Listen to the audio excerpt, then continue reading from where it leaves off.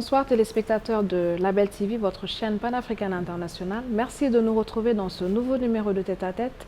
Mon invité d'aujourd'hui est M. Jéhou Ndoumi. Il est président directeur général de Net Oil Group SA au Cameroun, également président de Net Oil Group Invest SAS en France, le CEO de Net Oil Energy Ltd au Royaume-Uni, mais également le promoteur de Dakar Expo Pétrole et Gaz. Bonjour Monsieur Ndoumi. Bonjour Penda. Comment allez-vous? Je vais très bien, comme un poisson dans l'eau. C'est un exercice difficile, mais je vais vous demander quand même de vous présenter aux téléspectateurs. Ah oui, c'est vrai que ce n'est pas toujours facile de se présenter soi-même. Comme dit, je suis Jéhou Ndoumi. Mon nom de famille est Ndoumi, mon prénom est Jéhou. Mon papa a emprunté ce prénom à un ancien roi d'Israël. Pour ceux qui sont habitués à lire la Bible, ils le retrouveront dans le livre de 2 Rois, chapitre 9, verset 10. C'est un roi qui avait été choisi parmi ses frères pour pouvoir mener une mission spéciale, celle d'abattre la reine Jézabel, qui pratiquait à l'époque l'idolâtrie avec les dieux Baal, l'ancien Phénicie qui était... C'est révélateur. Pourquoi j'évoque ça? Parce que même dans l'ouvrage que je viens de sortir, c'est un peu révélateur de ma personnalité. Donc je suis l'aîné d'une famille de 8 enfants, issus d'un père enseignant et d'une maman femme d'affaires qui s'est lancée un peu dans tout ce qui était textile. Et je suis aujourd'hui âgé de 45 ans.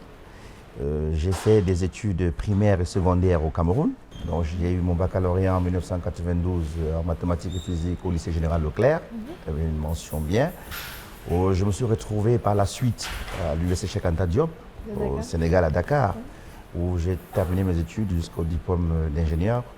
Et j'ai par la suite poursuivi pour faire un 3e cycle en économétrie et statistiques appliquées.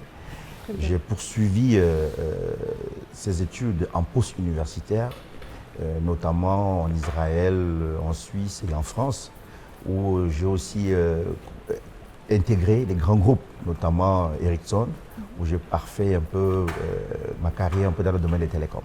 Par la suite, je suis donc revenu au Cameroun en fin 2007, début 2008, pour mettre en place une entreprise qui était spécialisée dans tout ce qui était call center. C'était vraiment la nouveauté des call centers à l'époque, moi étant issu de l'industrie des télécoms. Mais c'était très en avance par rapport au temps à cette époque-là. Donc les actionnaires et moi avons décidé plutôt de nous orienter vers des secteurs porteurs. L'idée de mettre en place une société dans le domaine du pétrole est venue. Nous n'avions pas à ce moment-là des compétences avérées dans le secteur. Donc ça m'a valu une formation complémentaire, où j'ai fait des formations complémentaires dans les instituts comme l'Institut français du pétrole pour compléter un peu ce qu'on savait déjà, bien que j'avais déjà une formation aussi d'économiste, et notamment dans tout ce qui était économie industrielle et économie du pétrole.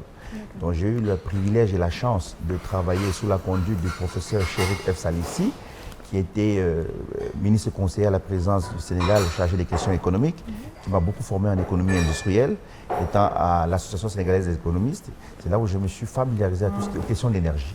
Donc j'ai longtemps travaillé là-dessus, et comme je suis un féru de l'écriture, beaucoup de recherches, je dois travailler dessus. Donc c'est comme ça qu'en fin 2011, nous mettions en place le groupe Net Oil, qui précédemment c'était Net Oil Petroleum. Et nous avons évolué au fur et à mesure. On a commencé par la distribution des produits pétroliers. Vous l'avez d'abord installé au Cameroun? Oui, oui, d'abord installé au Cameroun. Voilà. Donc j'ai créé avec des associés Net Oil Petroleum, qui est une société de distribution de produits pétroliers, notamment communément un réseau de stations-service pour distribuer tout ce qui était produits blancs, donc gasoil, le super, l'essence, les lubrifiants automobiles, fait toutes les activités qu'on peut retrouver dans l'aval pétrolier. Mais ce n'était pas sans difficulté. Vous savez, ce secteur exige beaucoup de moyens financiers pour pouvoir se déployer. Donc la crise étant passée par là, on a senti nous de réelles difficultés parce qu'on n'avait pas d'accompagnement bancaire du tout. Toutes les promesses qu'on avait eues des banques au moment de créer la société étaient avérées en fait des promesses fallacieuses. Donc on était livrés à nous-mêmes. Il fallait trouver donc un moyen, voilà, de pouvoir investir. Parce que vous savez, c'est un secteur où il faut beaucoup investir pour pouvoir bénéficier par la suite. Donc j'ai dû utiliser de l'ingénierie personnelle pour pouvoir arriver à un système de financement nous permettant de réaliser nos objectifs. Nos objectifs, c'était quoi concrètement? C'était de pouvoir devenir un producteur indépendant d'énergie, profitant de l'embellie qu'offraient déjà aujourd'hui les déchets pour pouvoir réaliser de la biomasse, pouvoir extraire de l'énergie à partir des déchets ménagers, solides ou huileux. Nous avions l'ambition d'avoir une industrie, parce que moi, ma vocation n'était pas de faire du commerce, c'est-à-dire d'acheter du carburant pour le vendre. C'était de mettre en place une industrie de transformation, parce que ce n'est qu'avec l'industrie qu'on a de la valeur ajoutée qu'on peut développer nos pays. Donc il fallait être un producteur indépendant d'énergie. Ensuite, nous avions voulu mettre en place une chaîne de fabrication de bouteilles et d'emplissage de bouteilles de gaz domestiques. Ça, c'était aussi dans le projet phare. Et nous avons aussi voulu mettre en place, je parle de voulu, ça c'était à cette époque-là, nous avons voulu mettre aussi en place tout ce qui était traitement des déchets. Donc ça nécessitait à peu près des investissements qui allaient de l'ordre de 90 à 100 millions de dollars à mettre en place. Il fallait les rechercher. Là, on ne les avait pas, je dis vrai. Alors, pour ce faire, il fallait réfléchir. Donc nous avons donc modifié notre organisation et notre structure d'entreprise pour pouvoir avoir l'assiette nécessaire ou l'étoffe nécessaire pour aller vers des financements extérieurs. Donc, étant un spécialiste de tout ce qui était financement structuré, donc j'ai réussi, quand je dis j'ai ici, vous allez excuser du fait d'utiliser le j'ai et le je parfois, mais en réalité, c'est avec toute l'équipe qui est derrière moi. Et nous avons réussi à mettre en place au niveau de Paris, donc une société qui s'appelle Network Group Investment SAS, qui est spécialisée dans tout ce qui est investissement. Elle avait pour rôle donc de structurer les différents projets que nous avions pour pouvoir lever des fonds à l'international. Par la suite, nous avions mis en place à Londres Net Oil Energy, qui est dans le trading pétrolier, parce qu'entre-temps, il fallait vivre. Donc, il fallait faire les transactions pétrolières. Nous avons la chance d'avoir un contrat avec 3 grosses raffineries en Russie pour pouvoir proposer leurs produits à des acheteurs potentiels. Ils avaient du brut, ils ont du brut. Et de l'autre côté, on a besoin des raffineurs qui achètent des produits bruts. Donc, Net Oil Energy Londres, son rôle justement, c'est de réaliser le trading pétrolier. Donc, de retrouver des vendeurs ou des acheteurs pour pouvoir les mettre en relation. Bon, bref, avec tout ce qui concerne. Pour cela aussi, on a élargi notre activité en Belgique au niveau des e-Prequity, de la ville qu'on appelle e-Upper. Bon, ça dit e peut-être de Lille en France. On est installé là-bas une société qui fait dans le private equity. Ça veut dire que cette société, avec des LP et des GP, on a réussi à mettre en place un système nous permettant d'assurer des garanties bancaires pour des lignes de crédit qu'on pouvait avoir dans des projets. Jusqu'à présent, c'était uniquement centré sur nos projets. Ouais. Il fallait se mettre comme ça autour pour pouvoir attirer maintenant des investisseurs. Ceci a porté son fruit parce que nous avons eu la chance d'avoir le groupe Anthony Merloni, qui est le plus grand groupe de fabrication de bouteilles de gaz en Italie, qui nous a rejoints. Ils sont venus d'ailleurs au Cameroun puisque l'usine est en train de se faire au niveau de Kribi. On a eu le groupe TSE, Italie aussi, qui nous a suivis dans notre démarche, dans notre stratégie, qui aujourd'hui est notre partenaire stratégique pour tous les projets que nous allons réaliser. Bon, nous ne sommes pas restés là parce qu'on n'a pas voulu être gourmands et de profiter de cette méthodologie de financement seulement pour nos entreprises. J'ai donc, avec mes partenaires, décidé d'élargir le champ d'intervention aux entreprises africaines qui seraient dans les mêmes besoins et aussi avec les États qui pourraient bénéficier de tout ce qui est financement structuré venant des privés. Donc, ça nous a conduit notamment à Dakar, au Sénégal, pour parler justement du Dakar Petrogaz, à mettre en place une plateforme dans le domaine de l'énergie, principalement du pétrole et du gaz, parce que c'est d'actualité au Sénégal, mais ça couvre toute la chaîne énergétique en général, de dire nous avons beaucoup d'infrastructures qui ont des besoins de financement en Afrique, pas seulement au Sénégal, pas seulement au Cameroun, un peu partout. Comment est-ce que nous, en tant que groupe Net Oil, on peut amener ces porteurs de projets d'infrastructures à besoin de financement à pouvoir bénéficier de ce que nous, on a pu avoir? Donc, c'est comme ça que, avec l'État du Sénégal, notamment par le ministère du Commerce et le CICES, on a mis en place cette plateforme qui, en réalité, est une plateforme de solution. Ce n'est pas une plateforme de plaidoyer. On ne vient pas discuter des questions énergétiques, savoir si on a besoin de l'énergie ou pas. On sait qu'on en a besoin. On a identifié les infrastructures. Et je vais vous donner un exemple. Dans le plan Sénégal émergent, d'ailleurs, j'en profite pour rendre hommage au président Macky Sall pour avoir pensé à un tel plan, parce qu'aujourd'hui, c'est une vision qui est articulée autour des actions. C'est très important. Donc, alors, dans la phase 2 de son plan, qui va de 2019 à 2023, on a identifié un besoin de 1640 milliards pour tout ce qui est projet à besoin de financement PPP, pas des projets de financement public. Mais ces projets n'ont pas encore pu trouver de financement, pour la simple raison qu'il n'y avait pas d'interlocuteur valable sur place pour pouvoir être l'interface de l'État vis-à-vis des investisseurs privés. Donc aujourd'hui, on apporte cette solution. On en a discuté d'ailleurs avec, c'est des choses qu'on entrevoit avec des partenaires locaux pour pouvoir faire comment structurer ça, pour pouvoir donner à l'État un interlocuteur valable, permettant de lever des fonds privés pour pouvoir réaliser des projets à besoin de financement, notamment dans tout ce qui est infrastructure énergétique. On va les élargir à tous les autres types d'infrastructures.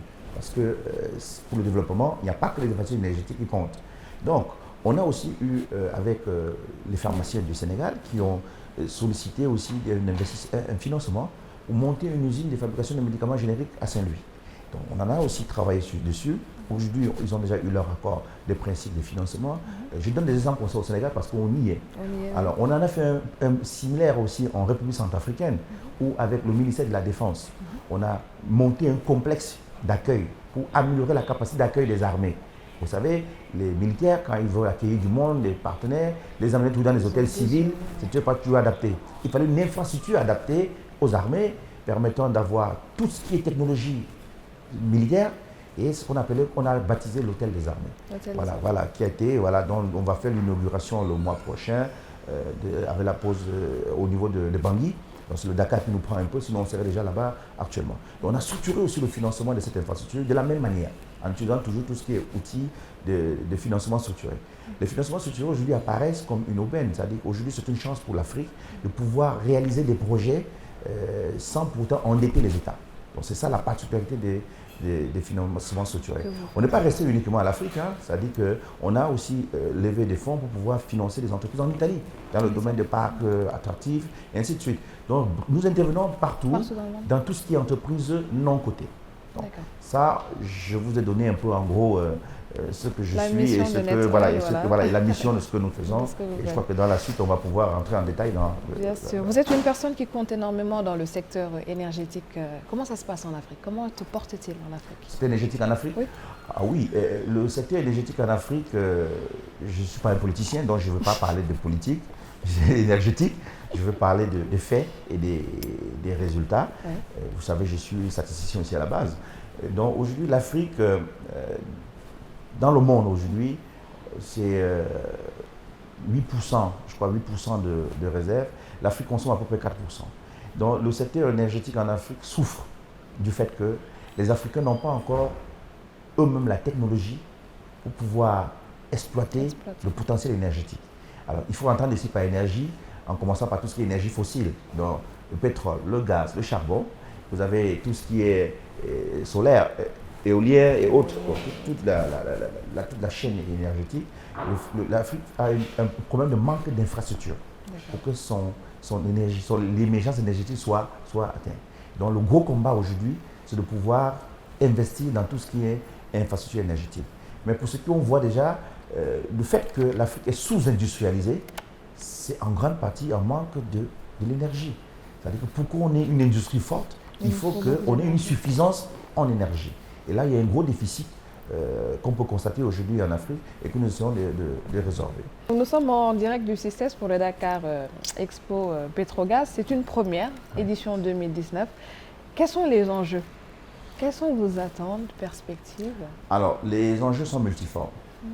Mais si vous voyez bien le thème du salon, pétrole, gaz et énergie verte, opportunités d'investissement et solutions de financement des infrastructures et de la transition énergétique. Donc, ça veut dire que le Dakar Petrogaz va répondre à une problématique bien donnée, celle des investissements et du financement dans des projets d'infrastructures énergétiques et préparer la transition énergétique. Quand on parle de la transition énergétique, c'est quoi l'après-pétrole? L'après-pétrole va nécessiter aussi des technologies, des infrastructures. Comment est-ce que déjà on peut anticiper pour préparer cet après-pétrole? Donc c'est ça le thème de Dakar. Donc en réalité, ça sera un carrefour de solutions. Ceux qui participeront au Dakar Petrogaz viendront chercher des solutions au financement des infrastructures que chacun a dans son pays pour pouvoir atteindre son émergence énergétique. On ne viendra pas discuter, nous faire des plaidoyers, nous pleurnicher sur les difficultés qu'on a en Afrique, sur c'est normal qu'on est sous-développé. Non, ça n'est pas notre secteur. On sait déjà ce qu'il faut faire. On va s'appuyer sur les besoins que les États ont déjà identifiés dans leur propre pays en termes d'infrastructures. Comment donc apporter des solutions de financement à ces infrastructures-là? Donc vous aurez ici, pendant les conférences et pendant les ateliers, notamment les ateliers de financement, d'une part, les porteurs des capitaux, qui sont des fonds privés généralement, et d'autre part, de l'autre côté, les porteurs de projets a besoin de financement. Mais quand je dis porteurs de projets, c'est vraiment des projets qui ont un impact social.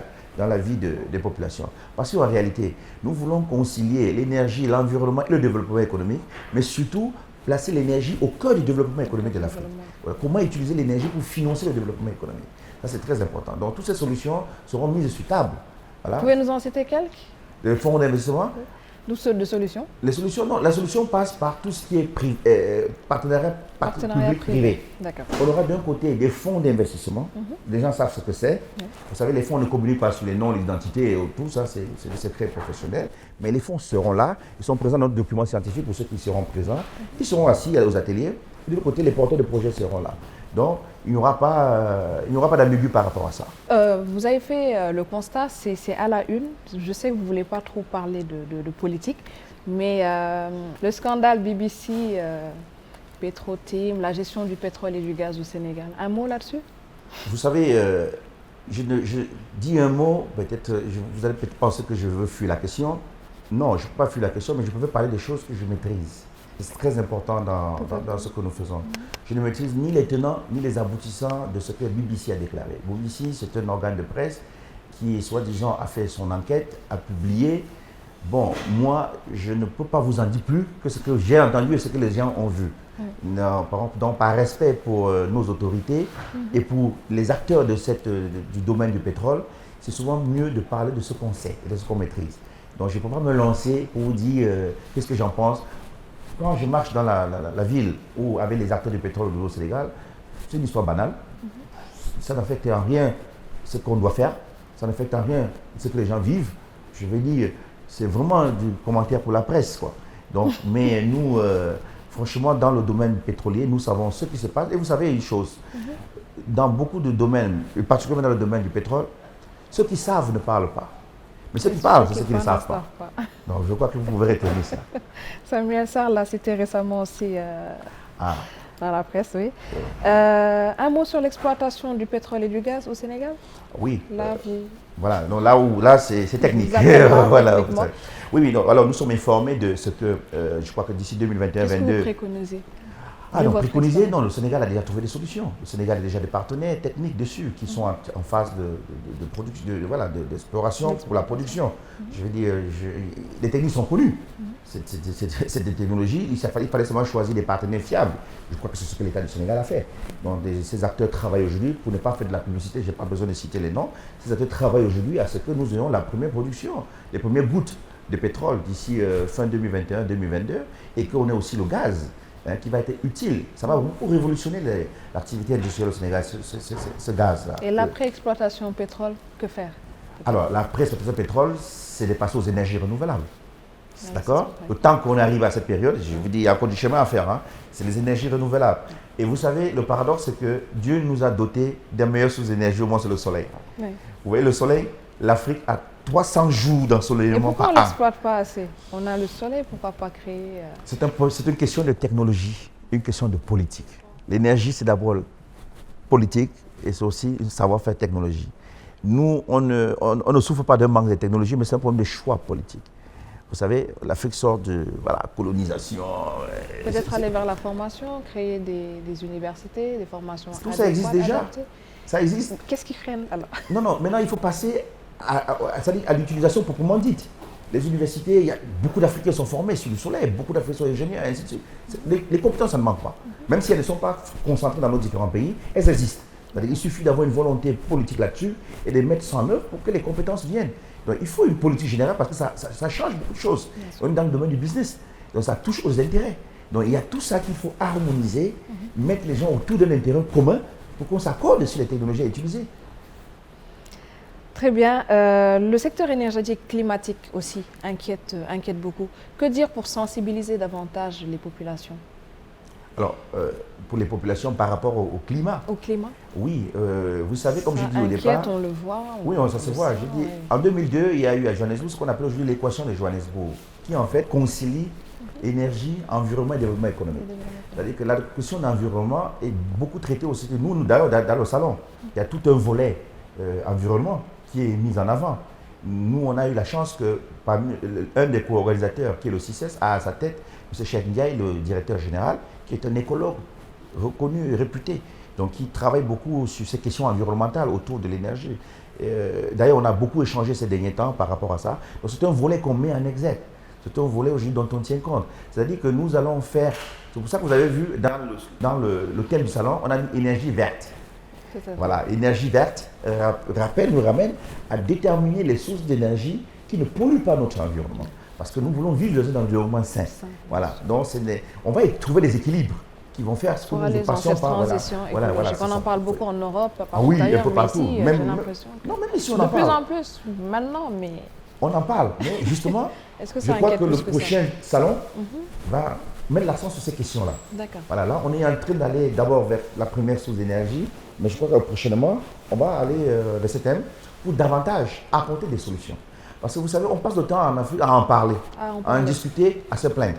Non, nous, on veut maintenant apporter des solutions. Par rapport à ce problème climatique, c'est quoi les solutions africaines, vu le contexte africain? Ce sera l'objet du prochain salon. Très bien. On va vous suivre tout au long du salon. Mais je voudrais que vous nous donniez quelques recommandations, quelques conseils à tous ceux qui vous regardent de manière sur ce que vous faites, sur l'énergie, sur le pétrole, le gaz, vraiment sur ce secteur que vous connaissez si bien. Voilà. Je crois qu'on a composé à l'occasion de ce salon un hymne à l'énergie africaine. Donc, ceux qui iront sur le site web www.dakarpetrogazexpo.com, ils verront l'extrait de l'hymne, ils verront l'hymne chanté, ils verront le texte de l'hymne. Nous, on a mis notre vision de l'énergie dans cet hymne-là. C'est-à-dire qu'une Afrique qui brillera de ses industries. Briller, lumière, à la lumière, il y a de l'énergie derrière. C'est-à-dire que nous encourageons les uns et les autres à se mettre à fond pour que nous développions nos infrastructures énergétiques, pour que nous puissions avoir une autonomie énergétique et qu'on puisse avoir une émergence énergétique, pas à l'horizon 2035 peut-être comme on annonce, mais un horizon beaucoup plus court. Et c'est possible, parce qu'on a les ressources naturelles. Pour ça, il ne faut plus qu'on se bagarre pour les retomber, mais beaucoup plus pour développer nos populations.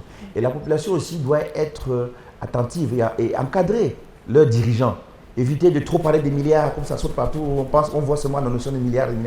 Non, mais que des collectivités locales décentralisées s'approprient les questions énergétiques et puissent en discuter dans les mairies, dans les universités, dans les écoles, pour qu'on voit l'importance et que ça devienne une cause nationale, même internationale. Moi, j'aurais souhaité, si j'avais la compétence ou la notoriété nécessaire pour faire ce plaidoyer aux Nations Unies, on ferait de la question énergétique en Afrique une question des droits de l'homme. Moi, je pense que c'est quelque chose de suffisamment important. Très bien. Votre mot de la fin, monsieur? Alors, mon mot de la fin, c'est de dire aux retardataires d'accélérer un peu leur marche vers le Dakar Petrogaz, parce que nous sommes toujours ouverts, nous accueillons du beau monde, parce qu'on ne voudrait pas que les gens ratent le train de l'émergence énergétique. Or, ne pas assister au Dakar Petrogaz, c'est de rater le train de l'émergence énergétique, et ce train ne passe pas deux fois. Après ce Dakar Petrogaz 2019, vous comptez en faire beaucoup d'autres ou ailleurs même? Oui, on est très sollicité ces derniers temps. Déjà l'année prochaine, on va faire 3 salons dans 3 pays différents.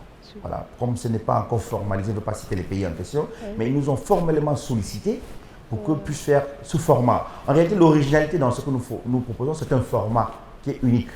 Vous voyez que dans notre salon, en dehors des expositions, des conférences habituelles, il y a ce job fair. Nous nous intéressons à l'employabilité des jeunes Africains dans les secteurs que nous visons. La première des choses. Il y a ces questions de financement. Comment on finance les projets que nous avons dans les secteurs bien déterminés? Et la question JAR. Oui, on a la question JAR parce qu'il y aura un grand accent sur la place de la femme dans le développement énergétique de l'Afrique. Pour que la femme soit un acteur majeur, oui, dans cette problématique. Donc, ces 3 axes font de notre format de salon une particularité.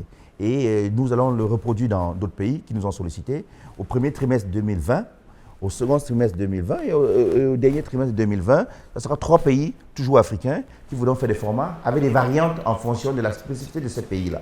Donc, nous allons le mettre en place et vivement que ça puisse bien se passer, Inch'Allah. Félicitations et puis bonne continuation. Merci beaucoup. C'est moi qui vous remercie. Nous remercions Label TV pour cet effort de pouvoir donner l'image de l'Afrique positive.